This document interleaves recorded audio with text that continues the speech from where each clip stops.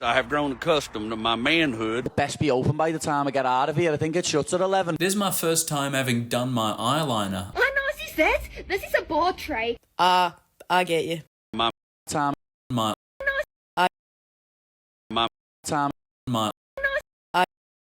my Time. my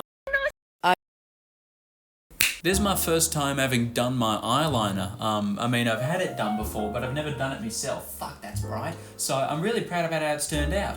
Also, I couldn't decide on an ambience, so you Northern Hemisphere winter mob have got this nice sort of warm fireplace, and then us mob in the Southern Hemisphere have got this nice, cool, wet winter footage. For Southern Hemisphere mob, this is actually very sort of scary and distressing this time of year, especially in Australia. A lot of my videos lately have been sort of me standing up in front of my wall over there and being like, here's my whiteboard, I'm talking about stuff. A lot of them haven't come out yet. You're about to see one in a few days/weeks about different dialects of English in the Southern Hemisphere, but I figured I'd go for something more chilled out tonight because I'm really tired, but I still want to make a video. But for the time being, I thought I'd talk about something that's very interesting, very pervasive in different dialects of English around the world. You can hear it in all sorts of different accents. It revolves around these two vowels that we've got. First time on my eyeliner. I had it out on my nice.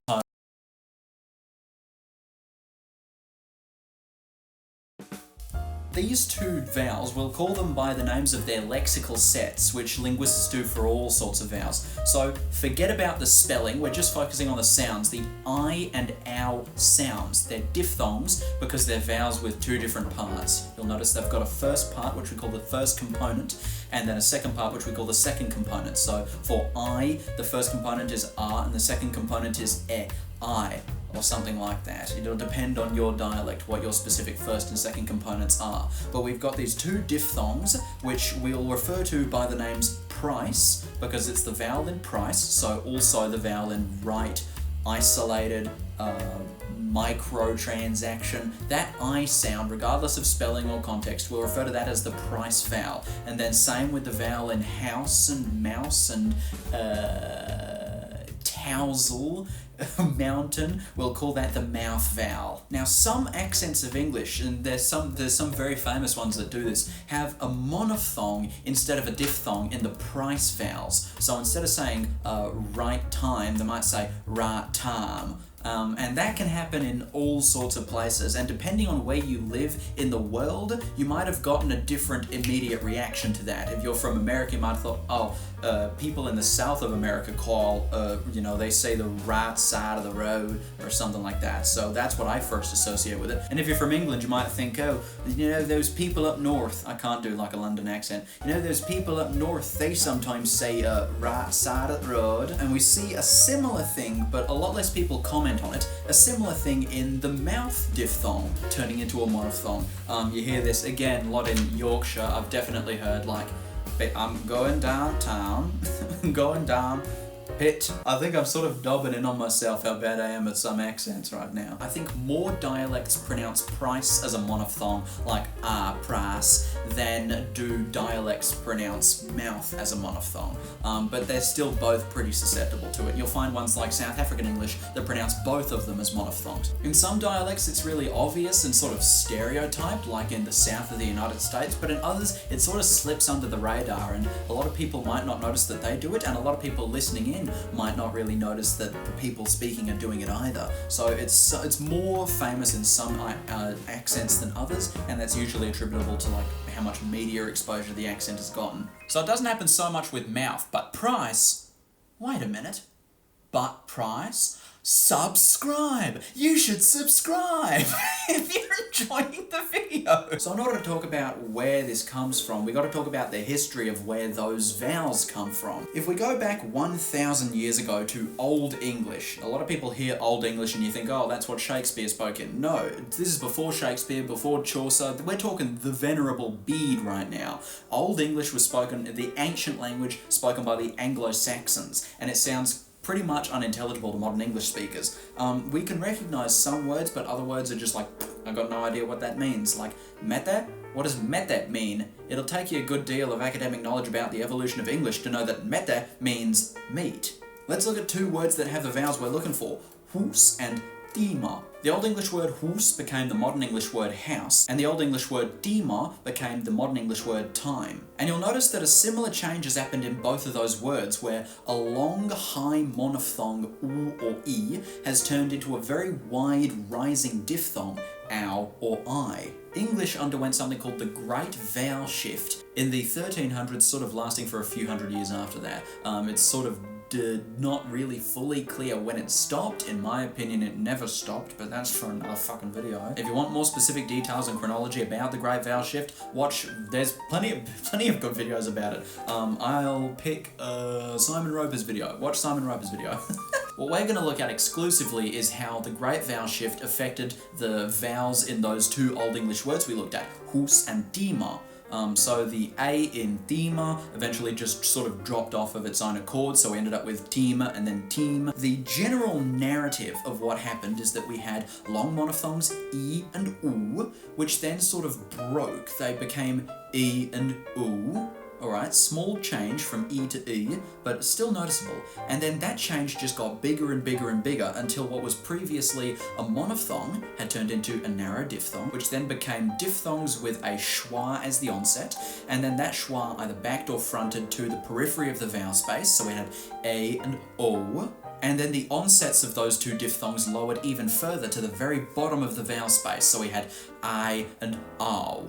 Now, like all histories in history, this history was written by the victors. That sort of progression is what happened in standard dialects, especially received pronunciation. And you still hear it every now and then, the I and ow in the United States and Canada, but it's most sort of famous, and the reason it's so ingrained in the academic literature is because of received pronunciation. It just so happens that the dialect in which E and U became I and ow was also the dialect spoken by all the people who wrote the textbooks and all the people who did the science and had the money to be linguists and go to university and all that. And so the sort of stuff you'll see written on Wikipedia and in general textbooks of English is very centric on these standard dialects of English and the history of the dialects spoken by the people who got to write the textbooks. If we look at a more sort of overarching resource on the different dialects of Britain, for example, the Structural Atlas of the English Dialects, which was published in I think the 60s or 70s, if we look at that, we can see a very good overview of the vowels in different regional dialects of England as they appeared in the first part of the 20th century, especially sort of focusing on the older features of these accents. What we see in that book is that there was actually a big variation in what diphthongs got produced by the Great Vowel Shift. So for standard English it was I as in price and ow as in house or mouth, but in other dialects it was, for example, price and mouth. So let's now zoom in on a few specific regions. You'll notice that the southeast of England ended up with a very specific arrangement of the price and mouth diphthongs that sounds very similar to mine, where price didn't start at a right at the front of the mouth, it started at a and then moved up to I. So instead of having price, like you do in received pronunciation, you have price, and like you kind of do in mine. You can hear like Michael Rosen says I instead of I. And then a similar thing with the mouth vowel. Instead of starting at the back like mouth, it starts at the front like mouth. Now this happens in a few places, but most significantly for us, we're looking at the southeast of England and some parts of the east coast of the United States. Now in the southeast of England, the most famous dialect to end up with these pronunciations was Cockney. So you have the sort of stereotypical Cockney price and mouth, the very front start for the mouth diphthong, and then a very back start for the price diphthong. The southeast of England sort of exported these pronunciations to the southern hemisphere, and so Australia, New Zealand, South Africa end up with similar pronunciations. America might have innovated them on their own, they probably did, but there's a chance it was connected to what was happening in England as well, because the east coast of the United States still had plenty good connections with that part of England, so there may be a connection, but I would be skeptical to say that it is definite.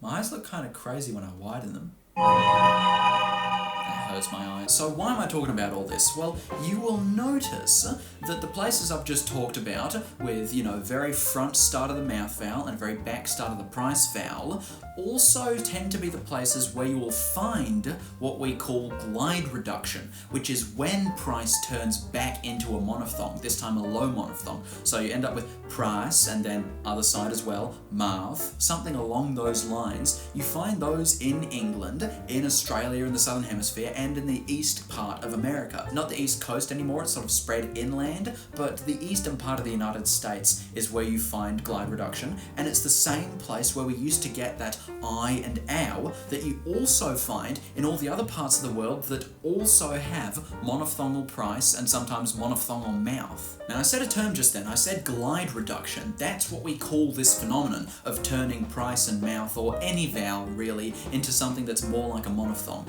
And how it works is that you start with the first and second component, and the second component is something like a glide. So we start at ah and move to I, that's I. You can hear that the tongue glides to the top of the mouth when I say I, and same with ow. What happens in places that have the very front mouth of pronunciation and the very back price pronunciation is that if you chart it out on a vowel chart, the distance between the start point and end point of those diphthongs, between the first and second component, is pretty much as far apart as they can possibly be. And what ends up happening is that that's just a lot of work. You know, people just can't make all that effort all the time. When you're talking very quickly, your tongue's going to be busy doing all sorts of other shit when you're talking, so a lot of the time you're not going to be able to make that full distance from the first component all the way to the second component. And so the distance between the first and second components gets reduced. In other words, the extent of that glide in the diphthong gets reduced, hence we call it glide reduction. So I becomes something like I, becomes something like I, and then eventually ah. The glide gets reduced, sometimes a little bit and sometimes a lot. And sometimes the result of this glide reduction is the monophthongal vowel that we're talking about, where you get price and mouth instead of price and mouth. Let's look at my accent, for example. So my diphthongs sort of on paper look like that would be price and mouth, right? With that big wide movement we were talking about. That's too much work. How do I actually say them? Well, just listen to how I've said it throughout the rest of this video. You've noticed when I say mouth, out, pout, about, something like that, you can hear that the ow vowel in mouth doesn't even involve moving my tongue upwards anymore. I don't do shit when I say that vowel. The ow vowel, for me, is super flat, and it stays pretty much in the bottom half of my vowel space the entire time. This is exactly what I was talking about. The difference between ah and I is too much for me to bear. I'm not going to say I'm at the right time, at the right place. I'm just going to do a little bit less effort. I'm going to reduce that glide a little bit. Glide reduction, there you go. That's in your glossaries. And it's going to turn into I'm at the right place at the right time. Now my price vowel starts right at the back bottom corner of my mouth. The ah moves up to eh or I or a or whatever, right? It just moves forwards at this point. It doesn't even go up that much. My dad, if you listen to my dad, he's not over there, I'm just doing that. His price vowel starts not at ah, but at aw. Is a real sort of country bloke, you know. Me and him grew up on the same sheep station, but the difference is I ended up moving to the city, he stayed in the country. He grew up in the country his whole life, well, not his whole life, but anyway, he's got a real broad farming, middle-aged man sort of accent. So when he talks, he doesn't say price and kite and right time. No, that's bullshit. He says price, right time, kite, fishing line. The I vowel has turned into ah because that's the reduction of the glide. For me, my mouth vowel starts at the same place where I say trap and cat and words like that with the short A sound, ah. Where my dad, it starts at the short E sound in dress. So he has mouth and round and around. It's not even that different to mine, and sometimes I do say it like that. But again, you see the reduction of the second component. The glide has been reduced so that you get, instead of mouth, mouth. Much easier to say, much less motor effort is put into that. And that's, of course, that's not really an explicit thing we're trying to do to make the vowel easier. It just sort of happens by accident. And if by any chance you're interested in what I'm talking about with Australian diphthongs and how they sound specifically, then you should watch my previous video on Australian diphthongs here on Raya's Language Academy. It's an hour-long odyssey dissecting the different diphthongs of Australian English in more detail than you will find in any academic paper or textbook. We highly recommend it here at ABC Network. I can't say that, I'll get sued. So Australia has got glide reduction, and it's got it pretty severely. But if we look across the pond to South Africa, obviously by the pond I mean the Indian Ocean, South Africa has full-on monophthongal price and mouth. So they don't say price like we do, they say price, and then, or something like that. I'm not South African. And then if you look at the mouth vowel, they don't say mouth, they don't even say mouth, they say mouth. I know, is that? This is a board tray. I know.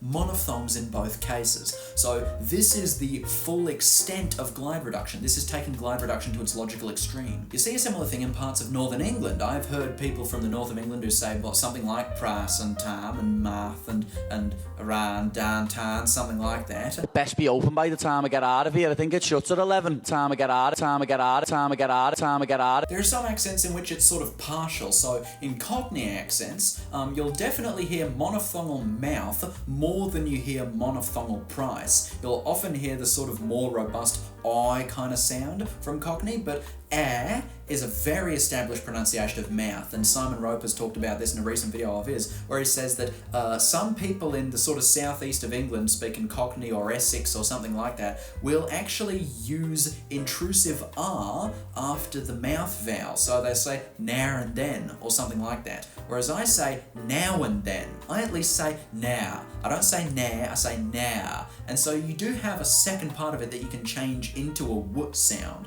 but for Cockney, no, don't even think about that. It's just nah. What are you gonna do? Change the second part of a long vowel? So instead they just put an R in the middle. Instead of restoring it to its previous diphthongal heights, like Australians sometimes do, Cockney speakers will just put an R in the middle. Break it up as if it's no different from the vowel in square or court. I think my granddad does genuinely say now and then, but I don't hear it from as many Australians as I do from like Cockneys or Essexes or whatever you call people from Essex. E-sexes. In New York City, you do get the really back price vowel and you do get the really front mouth vowel. You know, stars in the sky, you know, when you look up there, and took us a mile away from my house. But there's not a heap of glide reduction, unless you're talking very quickly and fluidly, in which case there's famous glide reduction. Don't try and tell me I know how to do it this way, but they're doing it wrong. How to Think about forget about it. You listen to that, how New Yorkers stereotypically say forget about it. The vowel in about, the ow, is fully, the glide is reduced, it's monophthongal ah, forget about it. That's like really stereotypical of New York City, but they don't do it all the time. They don't always say math and dan. That's sort of like a fucking Pittsburgh or Philadelphia or one of those two places. I can't remember which one. Think Pittsburgh. But you know, that's like not really New York City to do it all the time, but doing it sometimes is very New York City. So it's interesting that it's become so embedded in the identity of that accent, despite the fact that it only happens every now and then. Now, before we talk about the place that's most famous for a monophthongal price vowel, which is the south of the United States, I need to talk about something very interesting and very important to analysing this phenomenon, and it is allophony. Allophony is when a vowel can sound slightly different depending on the phonological context, in other words, what sounds are around it. Now, allophony with the price and mouth vowels is very common around the world, and in a lot of different accents, the onset of these two vowels, the first component, is sort of centralised before voiceless consonants, and this is a very common feature. You find it in parts of Ireland and Scotland and Northern Ireland and even England and a lot in North America. It's very famous among Canadians. Canadians don't do glide reduction that much, but they do have this allophony where the onset of these two diphthongs is centralised before voiceless consonants, and it's very famous in like out and about. Like, you know, I say out and about and you think, oh, that's Canada for sure, right? It is like 80 degrees outside right now. Outside right now. Outside right now. Outside right now.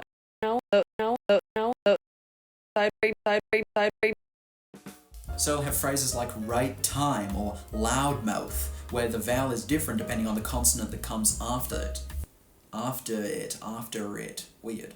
I forgot to say this when I was actually talking about it, so I'm putting it back there now. This kind of pattern is called Canadian raising, and it's not specific to Canada. It's just called that because Americans are the ones who named it, and in an American's mind, saying out and about is very Canadian. So they called it Canadian raising despite the fact that Canadians are not the only people who do it. Now this kind of variation between different forms of these two vowels has existed in English for such a long time. The earliest I've read about it is in the 1800s, but based on the fact that it appears in such far-flung dialects which were settled so long ago, it has to be a very old feature of English. Nowadays in England it's comparatively rare, but you still see it in pretty much every dialect outside of England except for the Southern Hemisphere, like major three, the motley trio as I call them, South Africa, New Zealand and Australia. Other than those three, pretty much every dialect of English outside of England and Wales has major allophony between the price and mouth vowels if they come before a voiceless consonant. It did actually used to happen in Australia. Sam McBurney recorded it in 1887 or whenever it was. I think he uses the example like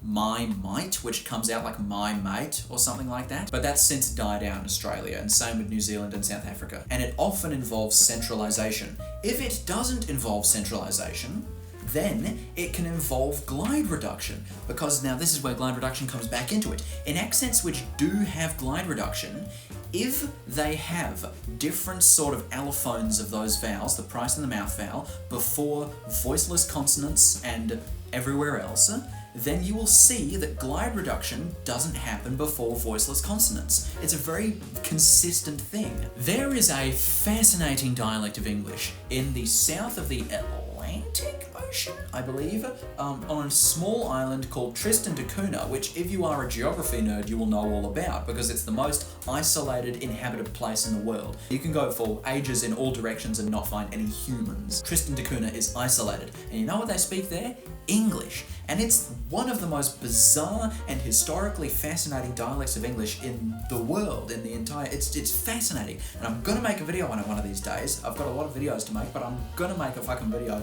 about Tristan da Cunha's dialect of English, because it is fascinating. But just to zoom in on what we're talking about, Tristan da Cunha has both glide reduction in the price and mouth vowels, I'm not so sure about the mouth vowels, but definitely in price, and it also has allophony before voiceless consonants. And so if we zoom in specifically at the price vowel, we can see that in most contexts it takes a similar quality to mine, where it starts at the back of the mouth, something like ah, and moves around to something like that, so price. But if you look at it before voiceless consonants, specifically before voiceless consonants, it has a much more centralized, non-reduced, no glide reduction in this, centralized sort of pronunciation. So I think a good approximation off the top of my head would be something like right time, something like that. But I do have a recording of proper native speaker. He's this little kid who spoke in front of Parliament a few years ago. It's awesome. But he demonstrates it really well. So I'll play that clip for you and you can listen to the allophones yourself. I think I might be the youngest person to ever deliver this speech in this amazing chamber. Fun, library, science, online. I might like. This is sort of a loud midnight snack. So that's Tristan da Cunha, right? Now we can see sort of the next step of this in some parts of the south of the United States, because there are actually two divisions we can make of the southern United States dialect based on their treatment of the price vowel before voiceless consonants and everywhere else. So if you listen very closely to the people that you think might say right side, sitting on the right side of the road, you'll actually hear a lot of them say right side. Instead of right side, they'll say right side, where they do glide reduction and monophthongization before the voiced consonant, but not before the voiceless one. He never makes the same mistake twice. He makes it 5 or 6 times just to be sure. And I just turned 9. You can write rhymes, but you can't write mine. What? We say that those southerners are speakers of lowland south.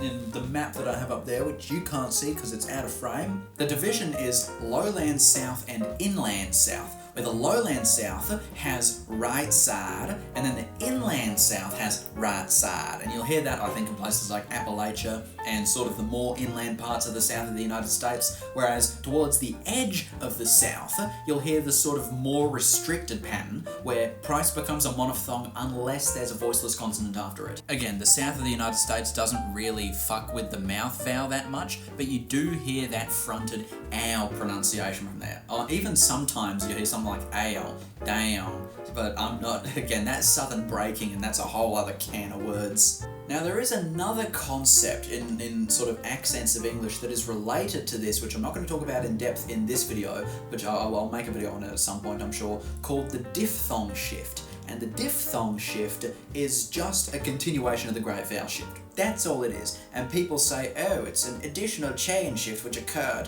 from the vowels of RP and General American and moved the vowels in different directions. No, it's not a chain shift. It's a fucking continuation of the great vowel shift. But the people who write the textbooks all speak standard dialects, and from those dialects' perspective, it looks like a chain shift. But it's not a fucking chain shift. It's just a continuation of the great vowel shift. It never stopped. And it pisses me off. But for various reasons, the diphthong shift that people talk about happens a lot in dialects with glide reduction. And that's because they're very related concepts. Basically, you know, you'll hear price and face in dialects with that sort of more standard pattern like received pronunciation. And then in Australia, you'll hear price and face, where it sort of sounds like they've changed places. That's why people make jokes about like, did you come here to die? Nah, mate, I come here yesterday. Like, people make jokes like that about the Australian accent, that we replace A with I. But that is part of this phenomenon, right? If you start with price and face, and then you move price to the back of the mouth, and you reduce it, it sounds like price, then you sort of have this space in the diphthong space where you could have an I-shaped vowel, but you don't have one. And so a lot of us will just say, hey, let's put this A vowel in that spot. So we start saying face as face. And then usually we move the E vowel in fleece sort of into the range of where the A vowel used to be, and it looks like a chain shift. It's not a fucking chain shift, it's the great vowel shift. It never stopped. Sometimes it can be analysed as a chain shift, but that's not historically how it went down in a lot of these accents. If you look at the historical linguistics of it, look at the paper, What Can the Falkland Islands Dialect Tell Us About the Diphthong Shift? It debunks exactly what I'm talking about. And I talk about this more in my big sort of monstrosity video about Australian diphthongs, which you should still watch. It's still available. That's pretty much all I've got to say about glide reduction in the accents of English. So thank you very much for coming along with me on this journey. It's been a very interesting chat, and I hope you've enjoyed the ambiance. So if you've liked what you've seen, then you can subscribe to my channel. You can become a member. If you give me a few dollars a month, then I will thank you at the end of every video, like I'm about to do in a minute, and I'll also give you a chocolate. Great, now that I'm done making that video, I can get back to my usual viewing experience. Alright, time to give all my members chocolates. Connor gets a Crunchy just for the alliteration. Bailey gets a Turkish Delight. It's just sort of the colour that I associate with them. Jeff gets, I think, Smarties. I think Jeff would appreciate Smarties. Malankundere gets, I don't know any Italian or Japanese chocolates, so I'll just give a Freddo. Danielle gets, I think a Cherry Ripe goes with the name Danielle. Jacob Tucker gets a Dairy Milk, just sort of reliable Jacob. I appreciate you. Kira, oh my god, what do I even give you, Kira? I've kind of used up all my pink chocolates, but Kira gets a pink chocolate of some description. Albert, you can have a Caramello Koala, just because it feels very Australian, and so do you. And then Zaway, Birdseed. I'm being serious about the whole giving my members chocolates thing, alright? So if you become a member of my channel, you're gonna get a fucking chocolate. Mark my words. I also just want to thank all of you for helping me win an award this year. I won the Creative Contribution Award at the WA Youth Awards this year, and that was sort of a crazy experience because it was because of my linguistics on my YouTube channel. Thank you all just for your support in this YouTube channel. It's been a crazy ride, and I'm really happy with how things went in 2025, and it's looking like 2026 is going to be another pretty awesome year. So yeah, just thank you all.